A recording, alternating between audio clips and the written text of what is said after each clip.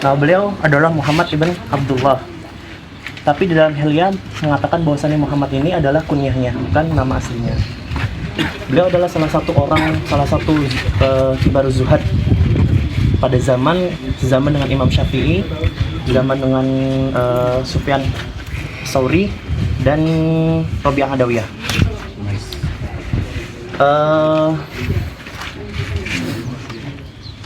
Pernah suatu ketika beliau mendengar suatu ayat, yaitu ayat dari yang faman ya'mal mithqala dzarratin khairan yarah wa man ya'mal mithqala dzarratin syarran yarah. Nah, saat beliau mendengar ayat ini, beliau langsung lari kabur. Bahkan tidak pernah datang selama setahun kepada tempat itu lagi. Maka seorang bertanya kepada beliau, mengapa beliau melakukan hal itu? Mengapa beliau kabur? Maka beliau menjawab bahwasanya beliau takut. Apa yang engkau takuti? Takut tentang hisab tersebut. Min hisabil daqiq, kata beliau. Nah, salah satu kisah yang lumayan saya tertarik di sini, ada kisah panjang, kisah beliau bersama dengan Imam Ahmad dan Imam Syafi'i. Pada suatu ketika Imam Syafi'i dan Imam Ahmad bin Hanbal berjalan di suatu jalan, dan saat itu bertemu dengan Syaiban Ar-Ra'i sedang bersama gembalaannya. Nah, pada saat itu Imam Syafi'i ingin menyapa Syaiban Ar-Ra'i, tapi Imam Ahmad bin Hanbal menolak beliau, dan beliau berkata seperti ini, innallaha la yattakhidza waliyan jahilan. Nah, maka dari itu Imam Syafi'i menyuruh Imam Ahmad bin Hanbal, ya salhu, maka tanyailah dia gitu kan, untuk membuktikan bahwasannya apa perkataan Imam Ahmad ini benar atau tidak.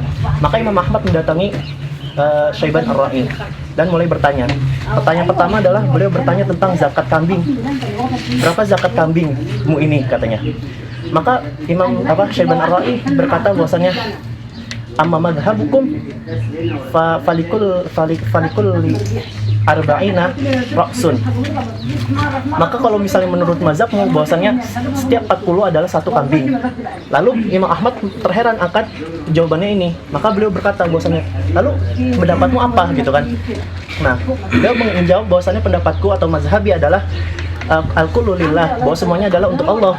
Maka Imam Ahmad bertanya, apa dalilnya? Maka beliau menjawab, dalilnya adalah ketika Sayyidina Rasul menanyakan kepada Sayyidina Abu Bakar bahwasanya apa yang kau tinggalkan untuk keluargamu dan dirimu, bahwasanya Sayyidina Abu Bakar berkata apa? Allah wa Rasul. Itu adalah dalilnya. Lalu beliau, Imam Ahmad, bertanya pertanyaan yang kedua, yaitu tentang kalau misalnya ada sahun ataupun lupa pada soal apa yang akan kau lakukan. Maka amma mazhabukum fasajidataini. Maka kalau misalnya mazhab kalian adalah 2 sujud. Lalu amma mazhabi fa'idus shalah. Maka kalau misalnya menurut mazhabku adalah mengulangi shalah. Lalu apa dalilnya, kata Imam Ahmad? Dalilnya adalah rijalun la tulhihim tijaratun wa bai'un an dzikrillah. Adalah ayat Quran ini. Dan ditambah lagi oleh Imam Syaiban Ar-Ra'i bahwasannya ditambah lagi haddun alayya bidorbil bidorbil jarid, dicambuk dengan pelepah kurma, dan dikatakan kepada dirinya adalah haza jazaun qalbun ghafala anillah, bahwasanya ini adalah balasan bagi hati yang melupakan Allah. Nah, itu adalah.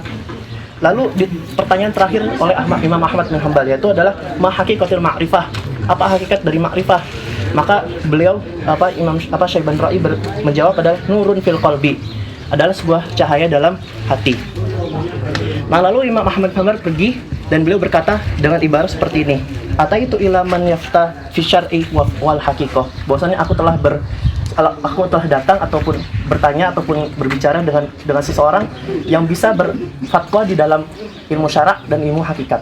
Nah, itu adalah kisah daripada beliau dan Imam Ahmad.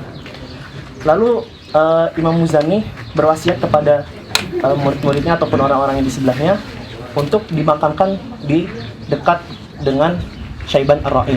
Maka nanti, nah, yang terakhir mungkin bahwasannya salah satu dari karamah beliau Diriwayatkan dari Ibnu Wahban bahwasannya beliau pernah datang ke sebuah sumur, tapi di sebuah sumur itu beliau tidak mendapatkan timbanya, tidak ada timbanya. Nah, akhirnya beliau menunggu orang. Akhirnya datang Syaiban Ra'i bersama kambing-kambingnya. Beliau berpikir, Ibnu Wahban ini berpikir bahwasannya barangkali Syaiban Ra'i ini membawa timbaan untuk memberi minum kepada gembalaannya. Tapi pada saat itu Syaiban Ra'i menyuruh kambing-kambingnya langsung minum gitu, idhabi fashrobi, makalah pergilah ke daerah kalian semua, maka minumlah.